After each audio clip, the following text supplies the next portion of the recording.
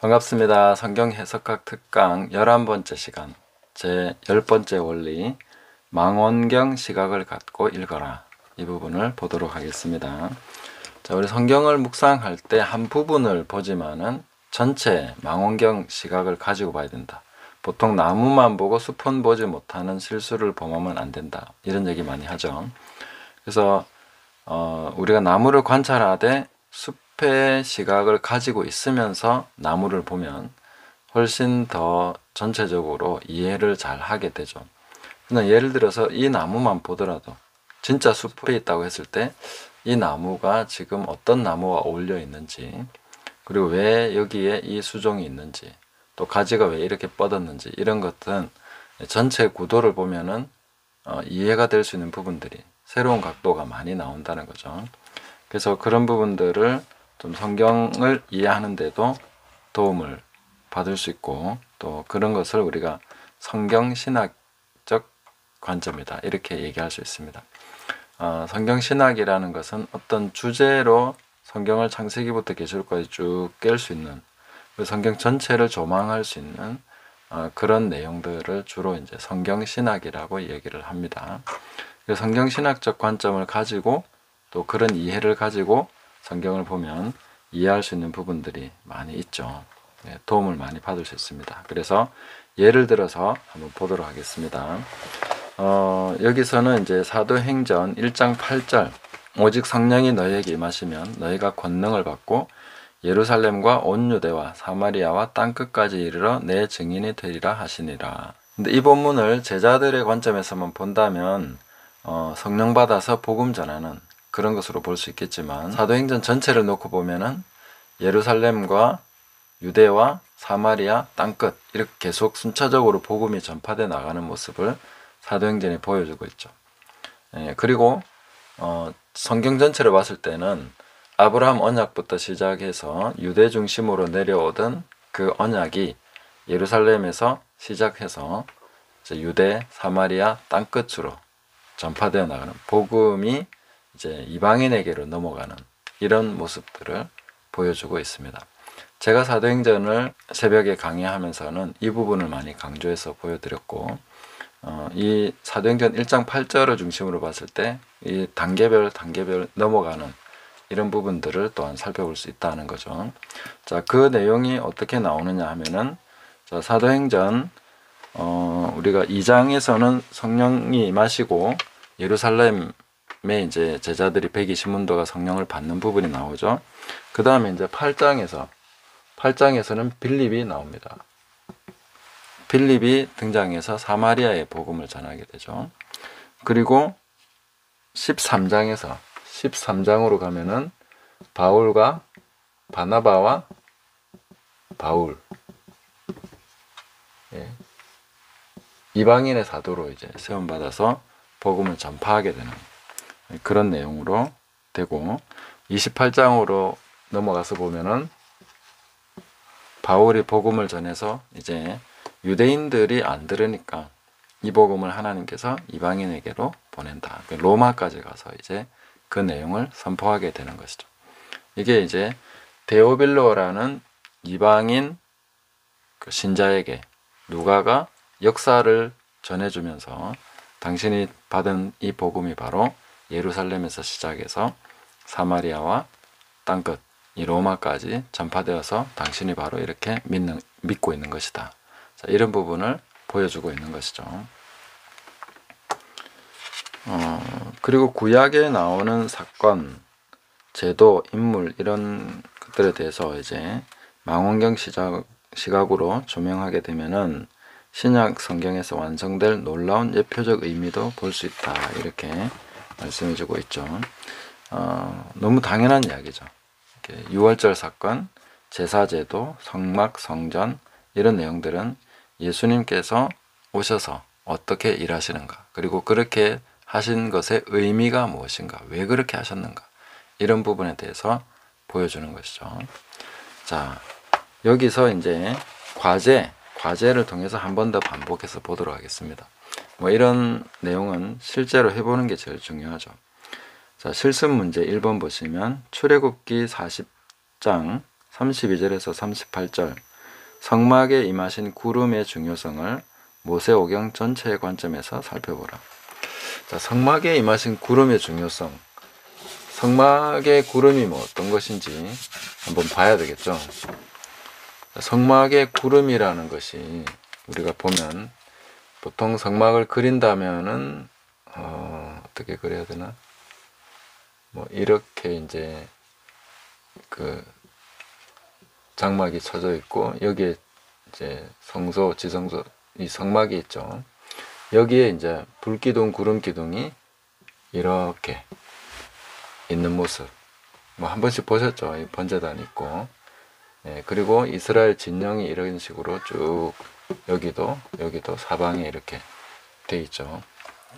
그림이. 여기 이제 이 구름의 의미가 뭐냐? 예, 이걸 이제 질문을 해봐야 되겠죠. 구름이라는 것이 이제 출애굽기 40장 32절에서 38절 이 부분에 등장을 하는데 왜 불 의미가 더 이렇게 중요할 수도 있지만 어쨌든 불과 구름 두 가지를 놓고 이제 구름에 대해서 보라고 했죠. 예, 구름을 놓고 봤을 때 구름의 의미는 불은 밤에 이렇게 비춰주는 것입니다. 비추기도 하고 또 따뜻하게도 하고 이 주변에 이제 짐승이나 이런 것이 접근하지 못하게 하는 효과가 있죠. 하나님께서 그 불로서 함께 하셨다. 보호의 의미고 구름은 이제 낮에입니다. 낮. 구름은 낮에 이동할 때 구름이 떠오르면 이동합니다.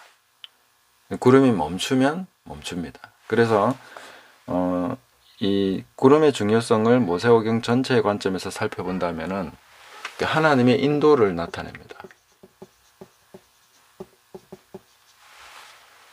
구름이 가는 곳으로 가는 거죠. 멈추면 멈추고 이제 여기에 진을 치게 되는 거죠. 가나안 땅으로 들어갔으면 그쪽으로 갔겠지만 이제 40년을 여기서 또 방황하게 됩니다. 40년 동안 하나님이 이 구름 기둥으로 이스라엘 백성들의 갈 길을 지시하시고 어디에 멈춰야 되는지 그렇게 계속해서 함께 하신 것을 볼 수 있죠. 그러면 이제 구름의 의미라고 하는 것은 그 백성들이 불순종하고 하나님 앞에 잘못했지만 그 방황하는 모든 시간 동안에도 늘 하나님이 함께 하신 거죠. 그들은 굶어 죽은 게 아니라 늙어서 죽었죠.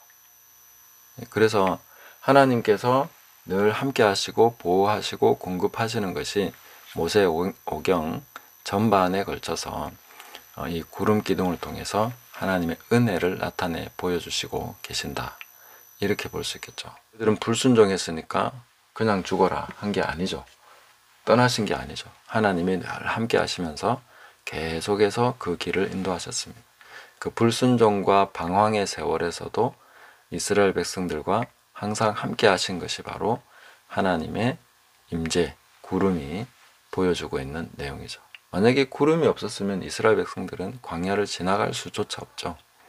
이런 부분들을 우리가 확인해 봐야 되겠다 하는 것이죠. 자, 그 다음에 실수 문제 2번을 보시면 마가복음 전체 속에서 8장 27절과 30절 이해해 보면 이 본문은 어떤 의미를 갖는가. 자, 마가복음 8장 27절에서 30절을 보면은 예수님이 제자들에게 너희는 나를 누구라 하느냐라고 질문을 하십니다. 너희는 나를 누구라 하느냐? 그랬는데 이제 베드로가 주는 그리스도시요 살아계신 하나님의 아들이십니다. 이렇게 고백을 하죠. 자, 이렇게 고백한 내용이 마가복음 전체로 봤을 때 이 본문이 어떤 의미를 갖는가? 자, 마가복음 1장에서 보면은 1장 1절에서 보시면 하나님의 아들 예수 그리스도 복음의 시작 이렇게 나옵니다. 그리고 8장에서 오늘 본문에서 이제 베드로가 주는 그리스도시요 하나님의 아들이십니다. 혹은 이게 여기서는 이제 주는 그리스도신이다 이렇게 고백하게 되죠. 마태복음에서는 이제 하나님의 아들 들어가는데 그리고 14장 61절에 보시면 대제사장이 이렇게 질문을 하죠.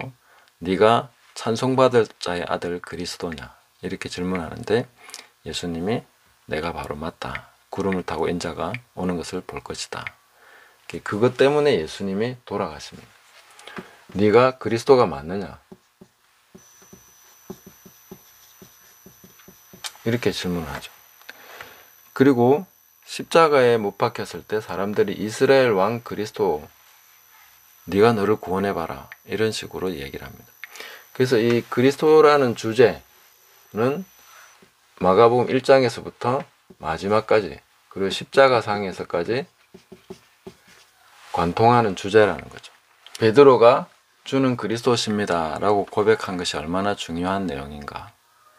이것을 위해서 주님이 오셨고 그것을 이제 제자 사람이 인정을 했고 그리고 받아들였고 그러나 그것을 또 거부한 이스라엘 사람들 그 사람들이 예수님을 십자가에 못 박게 되죠.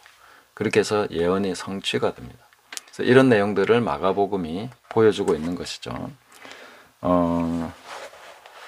마가복음은 요한계시록과 동시대에 기록이 됐습니다. 그래서 이 부분과 또 요한계시록을 비교하면서 얘기할 부분들도 있습니다. 그래서 이 성경은 전체로 봐서 이제 기록된 연대, 그 다음에 저자, 또 성령의 의도 이런 부분들이 같이 연결이 되고 이 성경 전체가 하나의 중요한 이야기로 엮여져 있죠. 모든 것이 우리의 구원과 하나님의 영광과 그 하나님의 경륜을 통해서 완성되어가는 교회, 거기에 초점이 맞춰져 있습니다. 그런 부분들을 우리가 성경을 읽으면서 확인하시고 그 가운데 우리가 있다. 그 거대하고 아름답고 영광스러운 그 경륜, 하나님의 계획 가운데 우리를 불러주셨다. 그리고 그 엄청난 그룹에 우리가 소속된 사람으로서 함께 초대받았다 하는 그런 내용들을 우리가 성경을 통해서 확인하시면서 우리 자신의 정체성을 전체 구도 속에서 찾아나가고 또 우리가 행해야 될 어떤 부분들을 전체 말씀 속에서 우리가 집중해야 될 부분도 찾아내고 이렇게 하면서 숲도 보고 나무도 보고 그렇게 하면서 성경을 읽어 나가면 좋겠습니다. 감사합니다.